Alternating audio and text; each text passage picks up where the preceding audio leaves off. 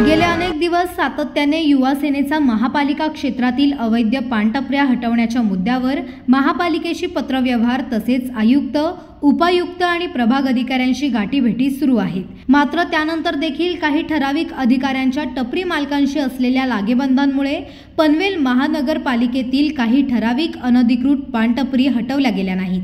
दिनांक 7 जुलै 2025 रोजी आयुक्त श्री मंगेश चितळे यांनी उपायुक्त श्री रविकिरण घोडके यांना फोनवर स्पष्ट आदेश देऊन सुद्धा घोडके यांच्याकडून युवा सेनेला केलेल्या कार्यवाहीचा अहवाल दिला जात नसल्याने युवा सेना जिल्हा अधिकारी श्री पराग मोहिते, युवा सेना महानगर समन्वयक श्री जय कुष्टे आणि युवा सेना उपशहर अधिकारी श्री दुर्गेश शुक्ला यांनी उपायुक्त श्री रविकिरण घोडके यांना चांगलेच धारेवर धरत शिवसेना स्टाईल दाखवली।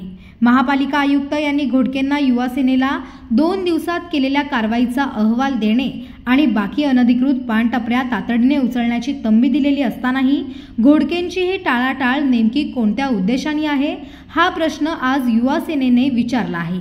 यावर उपायुक्त श्री रविकिरण घोडके यांनी आजच्या आज युवा सेनेला अहवाल देण्याचे मान्य केले आणि त्याचसोबत सर्व सहआयुक्त आणि प्रभाग अधिकाऱ्यांकडून तातडीने कारवाई करण्याचे मान्य केले आहे। आता युवा सेना सदर अहवालाची वाट पाहत आहेच, मात्र आमची जनतेला ही विनंती आहे की आपणही आपल्या प्रभागात, विभागात, सोसायटीत कोणतीही अनधिकृत पानटपरी आढळल्यास त्वरित युवा सेनेच्या निदर्शनास आणावी। युवा सेना त्यावर महापालिकेकडून तात्काळ कारवाई करून घेईल। यासाठी आम्ही आपल्याला लवकरच एक सहकार्य क्रमांक देऊ, ज्यावर आपल्याला दूरध्वनी तसेच व्हॉट्सॲप माध्यमातून संपर्क साधता येईल।